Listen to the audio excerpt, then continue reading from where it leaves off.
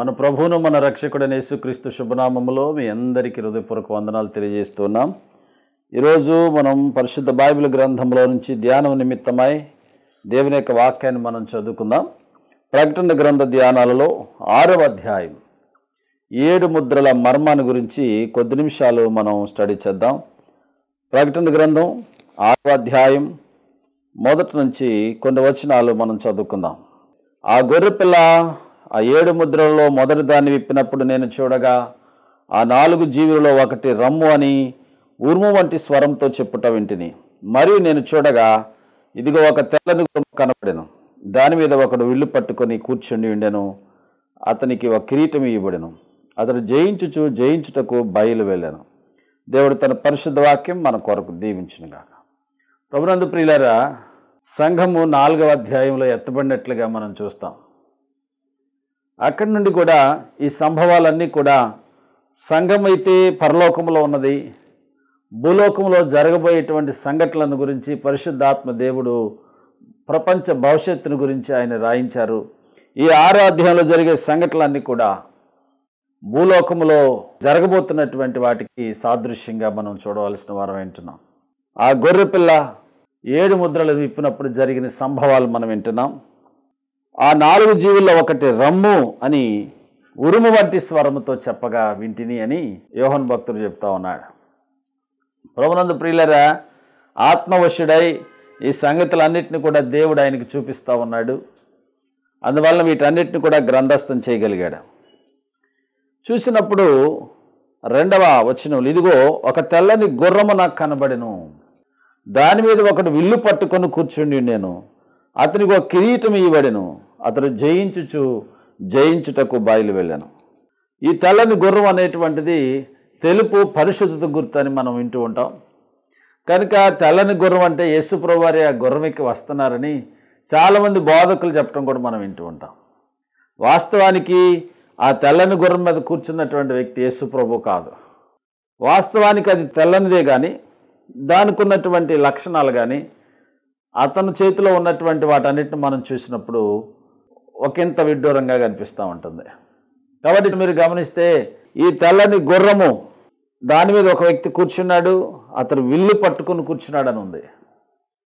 మనం గమనించినట్లయితే అతని కిరీటం కూడా ఇవ్వబడింది.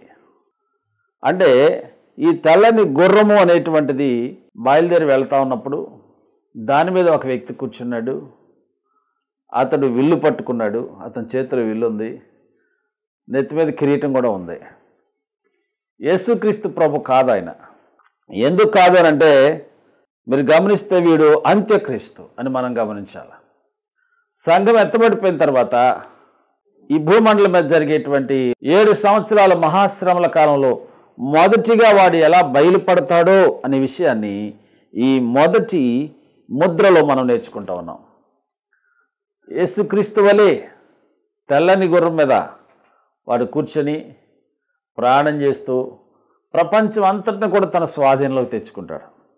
అందుకనే ఫుట్ నోట్లో మనం చూస్తాం, జయశాలిగా వెళ్తాడు. జయశాలి అంటే జయశాలి ప్రపంచాన్ని పరిపాలన చేసేటువంటి వ్యక్తి, ప్రపంచాన్ని జయించినటువంటి వ్యక్తి, మరి లేకపోతే పాపమును జయించిన వ్యక్తి, శాపమును జయించిన వ్యక్తి ప్రభువైన యేసుక్రీస్తు వారు. జయశాలి యేసుక్రీస్తు వారే. కానీ ఆ సమయంలో ఈ లోకములో అపవాదికి, అంత్యక్రీస్తుకి దేవుడు అధికారం ఇస్తాడు.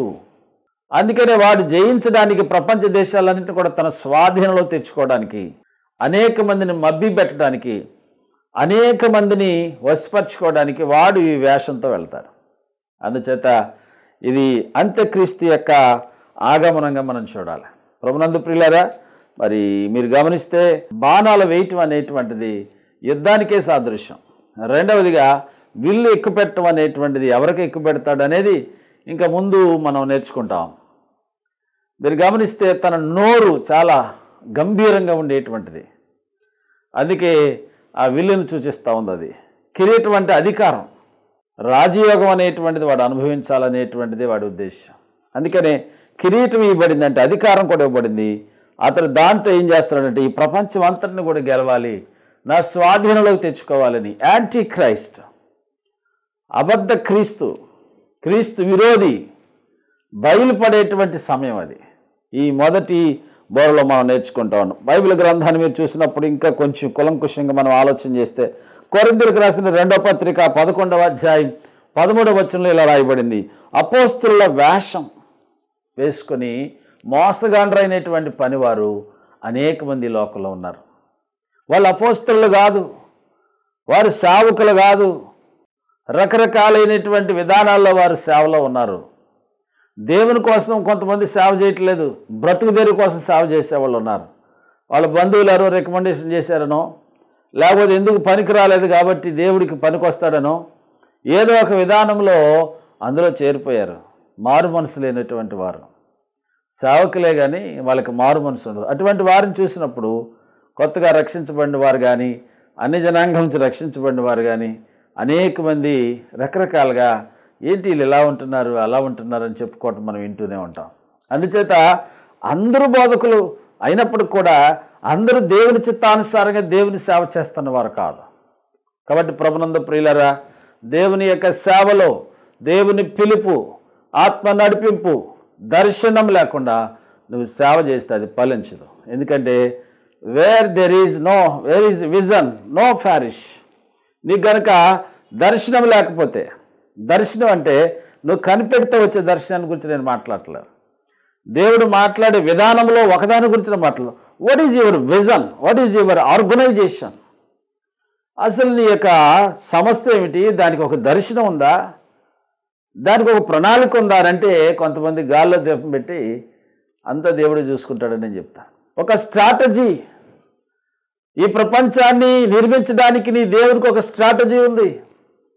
మొదటి దినాన ఏం చేయాలి, రెండో దినాన ఏం చేయాలి, మూడో దినం, నాలుగో దినం, ఐదో దినం, 6వ రోజు మానవుని చేశాడు, 7వ రోజు విశ్రాంతి దినంగా అంటే ఈయన స్ట్రాటజీకి లేకపోతే క్రమానికి, డిసిప్లిన్కి ఆయన మారుపేరు.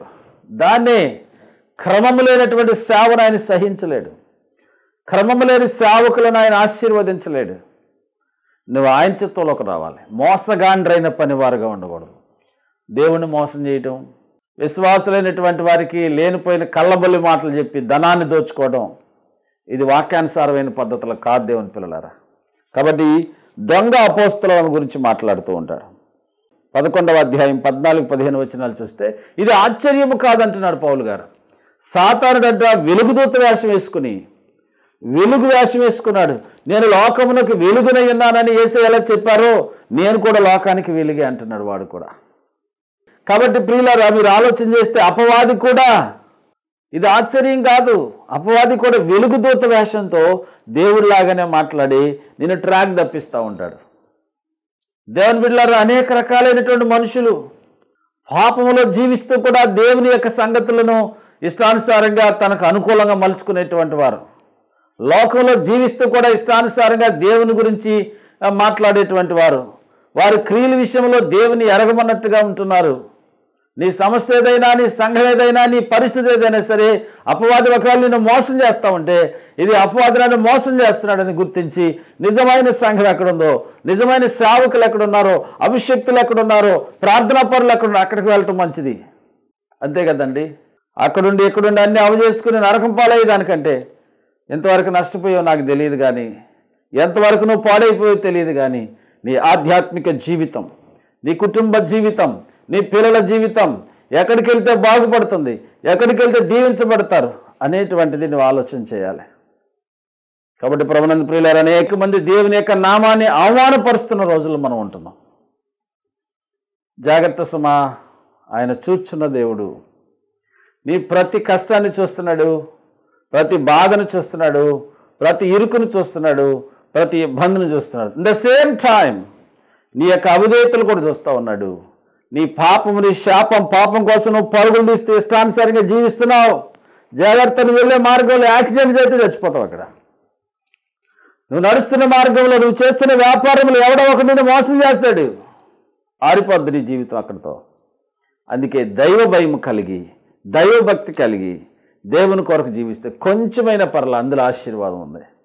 దేవుడిచ్చింది కొంచెమైన చాలు. నీ అవసరతలు తీర్చగలిగినటువంటి దేవుడు ఆయన. నీ పరిస్థితులు మార్చగలిగిన దేవుడు. ఏదో ఒక పని, ఏదో ఒక సహాయం నీకు చేయగలిగినటువంటి దేవుడు మనకున్నాడు. ఆ దేవునిలో అటువంటి ఆశీర్వాదాలు నువ్వు పొందుకుంటే, విశ్వాసాన్ని కనుక నువ్వు ఛాలెంజ్ చేయగలిగితే, విశ్వాసాన్ని కనుక నువ్వు నడిపించగలిగితే దేవుని బ్రతుకులు అద్భుతాలు చేస్తాడు. దేవునికి స్తోత్రం కలుగును గాక. నా ప్రియమైన సహోదరులారా, దేవుని సేవలో చాలా మందిని అపవాది వెలుగుదూత వేషంతోనే మోసం చేస్తాడు. డాక్టర్ పాల్ యాంగ్చో అనే గొప్ప దైవజనుడు ఉన్నాడు. ఆయన అడుగుతా ఉన్నాడు ఒకరోజు, పెద్ద స్థలం కావాలి నాకు చర్చి కట్టుకోవడానికి, కానీ డబ్బులు లేవు, ఏం చేయాలో తెలీదు. అటువంటి పరిస్థితుల్లో ఆ స్థలంలోనికి వెళ్ళి ఆ మట్టి పట్టుకొని ప్రార్థన చేస్తాడు. In the name of Jesus, Yesu నామములో ప్రార్థిస్తా ఉన్నాను, please give me this land, ఈ స్థలాన్ని నా కొరకు సిద్ధపరచండి నాయన. ఒకవేళ నువ్వు ఈ స్థలాన్ని నాకు ఇస్తే అది నీ సేవ కొరకే వాడుతాను. ఒక అద్భుతమైన మందిరాన్ని ఇక్కడ కట్టాలనుకుంటున్నాను, సుందరమైన మందిరాన్ని కట్టాలనుకుంటున్నాను. ప్రపంచ ప్రఖ్యాతిగాంచిన సేవకులందరినీ ఇక్కడికి తీసుకొచ్చి వాళ్ళకి మంచి ట్రైనింగ్ ఇవ్వాలనుకుంటున్నాను, వాళ్ళకి నేను కలిగిన అనుభవాన్ని ఇవ్వాలనుకుంటున్నాను ప్రభా. ఇది నా కోసం కాదు. ఆయన అడుగుతూ ఉంటే ఒక చెవులో నుండి ఒక స్వరం వినబడుతుందంట, పాల్ యాంగ్చో, మందిరము సేవ నాది కనుక నేను ఎప్పుడు కట్టుకోవాలో నాకు తెలుసు, నేను కట్టించుకుంటాను అని స్వరం విన్నాడట.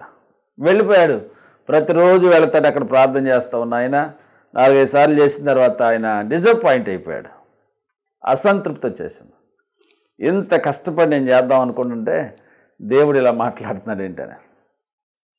మరలో ఒకరోజు బలవంతం మీద వెళ్తాడు. వెళ్ళి ప్రార్థన చేస్తుంటే ఇన్ని వేల కోట్ల రూపాయలు అవుతుంది ఈ స్థలం రావాలంటే, అది సామాన్యమైన విషయం కాదు, ఎందుకు నన్ను ఇబ్బంది పెడతావు అనే మాట కూడా విన్నాడు. ఓహో, దేవుడికి ఇష్టం లేనిది నాకెందుకులే, మందిరం ఆయన కోసమే కదా నేను కట్టేది, నా కోసం కాదు కదా అని అనుకుని వెళ్ళి చాలా నిరాశతో ఉన్నాడట. నిరాశలో ఉన్నప్పుడు మరొక స్వరం వింటున్నాడు ఇంటి దగ్గర, నా కుమారుడా పాల్ యాంగ్చో, ఎందుకు నువ్వు ప్రార్థన చేయట్లేదు?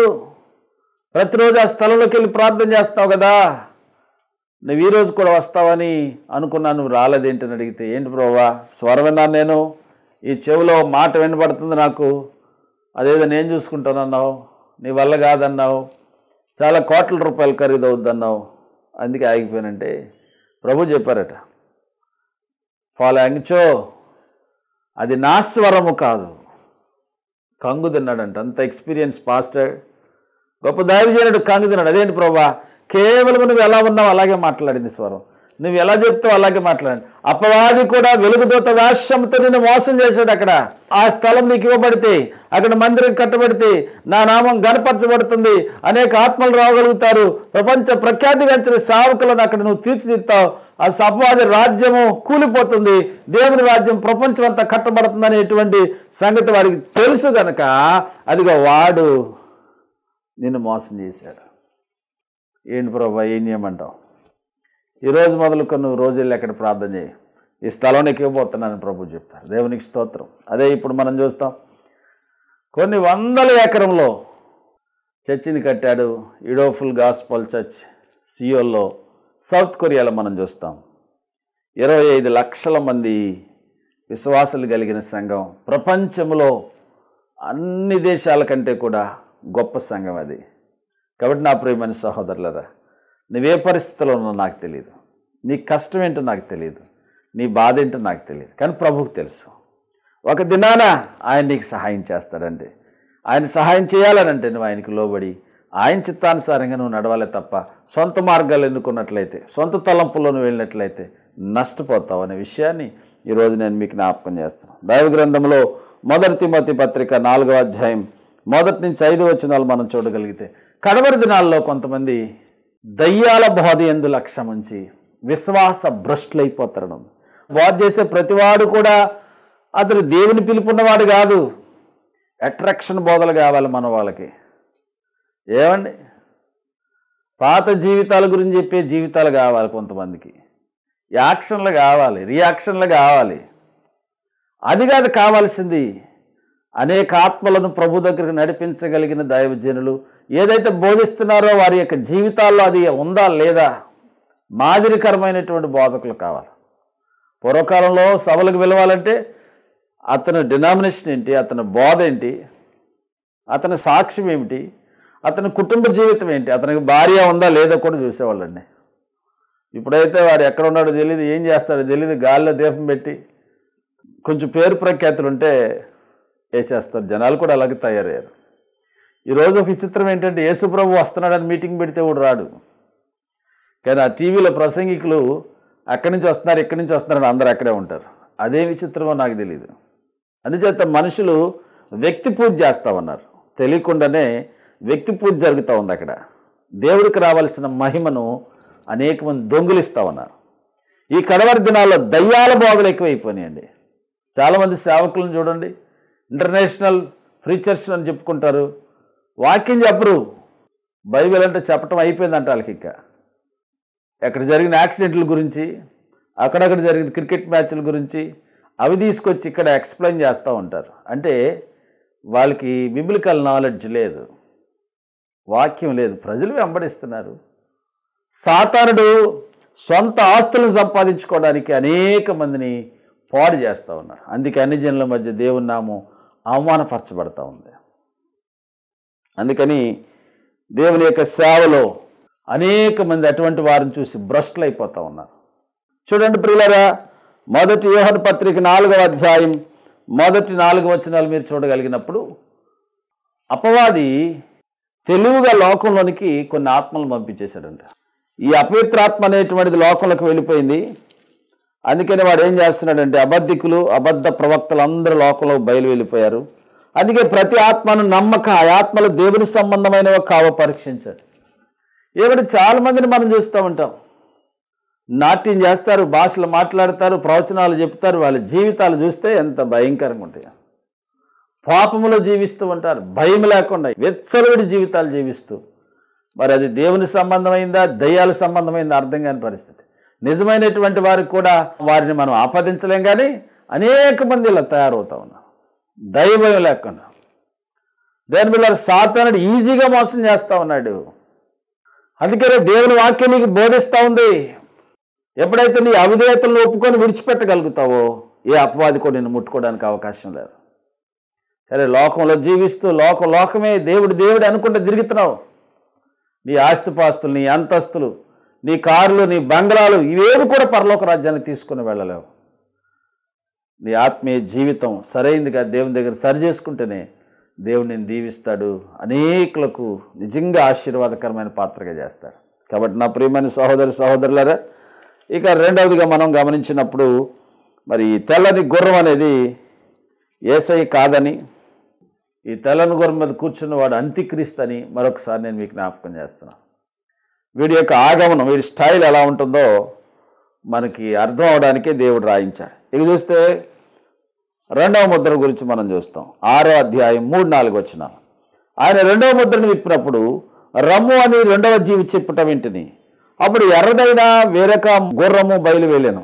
మనుషులు ఒకరినొకడు చంపుకొనుటకు భూలోకంలో సమాధానం లేకుండా చేయడానికి మరి వాడికి అధికారం ఇవ్వబడింది. మరి అతనికి ఒక పెద్ద ఖడ్గం కూడా ఇవ్వబడింది. మొదటిది తెల్లని గుర్రాన్ని చూసాం, రెండవది ఎర్రని గుర్రం. ఎర్రని గుర్రం అనగానే రక్తపాతానికి సాదృశ్యం. ఈ ప్రపంచాన్ని వాడు రక్తపాతముతో ఒకరినొకరు చంపుకునేటట్టుగా యుద్ధాలు, కోటా యుద్ధాలు, ప్రజా యుద్ధాలు, పార్టీ యుద్ధాలు, ప్రాంతీయ యుద్ధాలు, ఏమండి ప్రపంచంలో రకరకాలైనటువంటి యుద్ధాలు కలిగిస్తూ ఉంటారు. దేశానికి మధ్య యుద్ధాలు. 3వ ప్రపంచ యుద్ధం కూడా జరగవచ్చు. రక్తపాతం, పూర్వకాలంలో ఉన్నటువంటి రక్తపాతం వేరు. ఇప్పుడు హైడ్రోజన్ బాంబు, ఆటం బాంబు, రకరకాలైనటువంటి బాంబ్స్ వచ్చినాయి. ఒక ఆయన చెప్తా ఉన్నాడు, 14 నిమిషాల్లో చంద్రమండలంలోనికి వెళ్ళి అక్కడి నుంచి వేస్తే ప్రపంచం అంతా కూడా మసి అయిపోద్ది అంటారు, మాడి మసి అయిపోతుంది.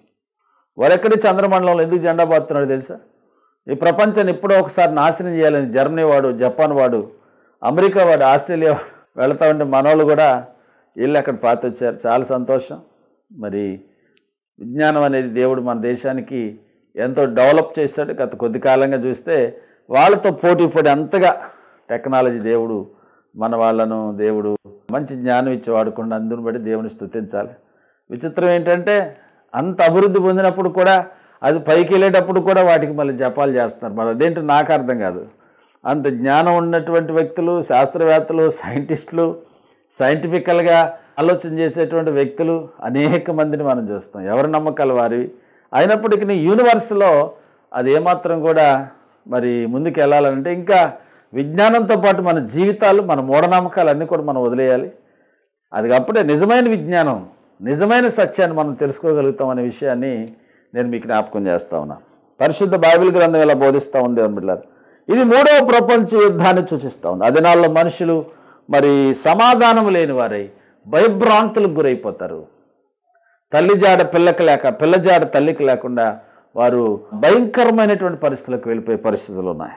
ఇక 3వ ముద్రను మనం చూస్తే 6వ అధ్యాయం 5-6 వచనాలు చూడండి. ఆయన 3వ ముద్రను ఇప్పినప్పుడు రమ్మని 3వ జీవి చెప్పుట వెంటనే నేను చూడగా ఇదిగో ఒక నల్లని గుర్రము కనపడాను. దాని మీద ఒకడు త్రాచు అత్త పట్టుకుని కూర్చొని ఉండాను.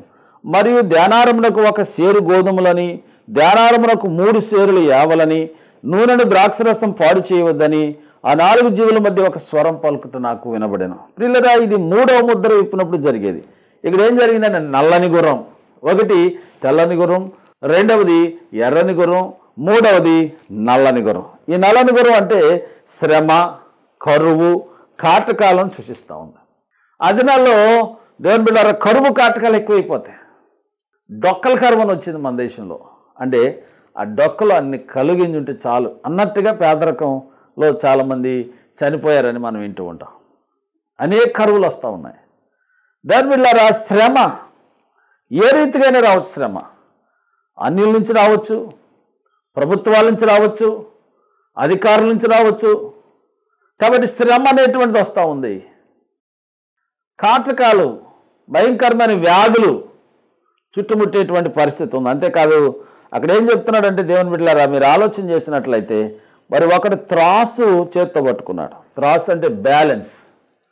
చూడండి దేవుని బిడ్డలారా, వ్యాపారం, మచ్ బిజినెస్. ఈ దినాల్లో సువార్త అనేది కూడా వ్యాపారం అయిపోయింది. అంటే మంచి వర్తకం, వ్యాపారం అయిపోయింది. రకరకాలైనవి మనం టీవీలో చూస్తూ ఉన్నాం. ఒక ఆయన అరటికాయలు పంచుతాడు, ప్రార్థన చేసి పిల్లలు పుడతారని చెప్తాడు. ఒక ఆయన యాపిల్స్కాయలు పంచుతాడు. వాళ్ళ విశ్వాసాన్ని ఏమి నేను శంకించట్లేదు, కానీ ఇవన్నీ ఎక్కడి నుంచి తెచ్చుకున్నారనేది మాత్రం ఆలోచన చేయమని అడుగుతాను. బిబ్లికల్ కాన్సెప్ట్లో, బిబ్లికల్గా అది it is a wrong way. మనుషులను ఆకర్షించడానికి ఆయన సహాయం చేసేటువంటి దేవుడు, అనుగ్రహించే దేవుడు, గర్భఫలం ఆయన ఇచ్చే బహుమానం. అందుచేత నువ్విస్తే జరిగేటువంటిది ఏం కాదు అది. సో నిగ్రహం లేని వాడికి విగ్రహం అన్నట్లుగా ఒకవేళ నీకు విశ్వాసం లేకపోతే అలా కూడా పుడతారేమో అని అనుకుంటే అది నమ్మకం, అదొక మూఢనమ్మకం. అంతేగాని ప్రజలను అట్రాక్ట్ చేయడానికి చేసేటువంటిది కదా. బిబ్లికల్ థియరీ ప్రకారంగా, థియలాజికల్గా. అందుకే మేము ఏం చెప్తున్నాం, బైబిల్ నేర్చుకోండి, వాక్యం నేర్చుకోండి. ఈ మధ్య నేను చూశాను రైట్ థియాలజీ, నిజమైనటువంటి థియాలజీ ఏంటో తెలుసుకోండి. చాలా మంచి క్లాసులు చెప్తున్నారు, మీకు యూట్యూబ్లో కూడా దొరుకుతాయి, వినండి.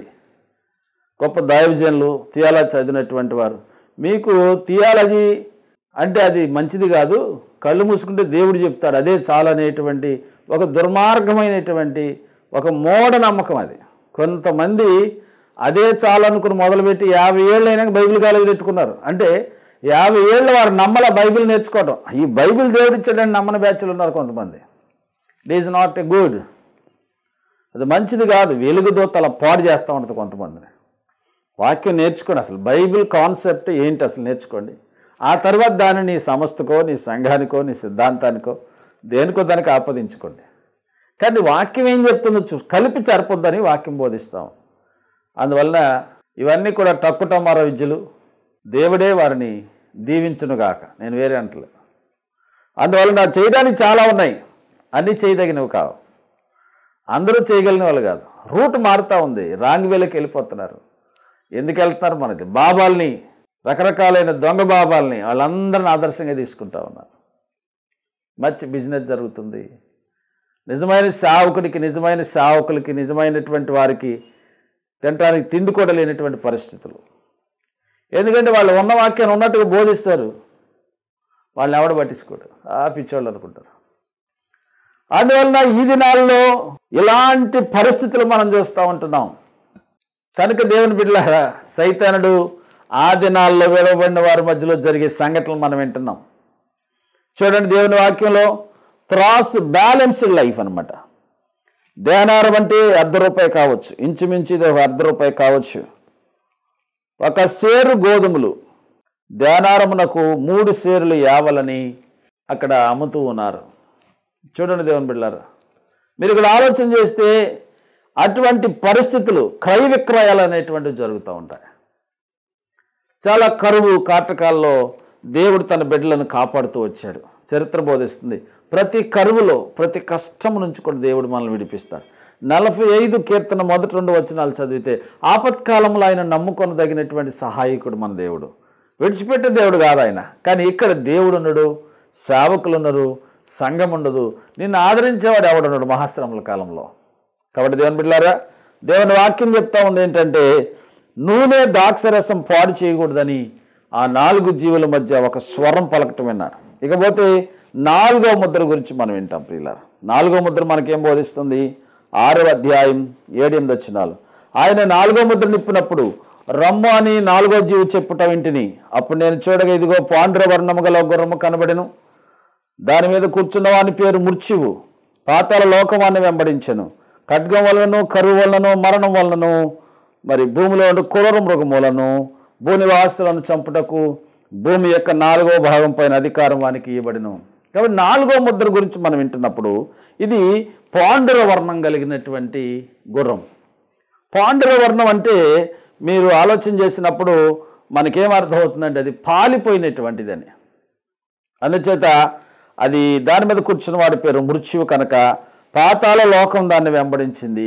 ఖడ్గం వలన చచ్చిపోతారు మనుషులు ఆ దినాల్లో, మరి కరువు వలన చచ్చిపోతారు, మరణం వల్ల కూడా చచ్చిపోతారు. కాబట్టి భూనివాసులకి 4వ భాగం మీద వారందరికీ కూడా నాశనం చేయడానికి, చంపడానికి అధికారం ఇవ్వబడింది.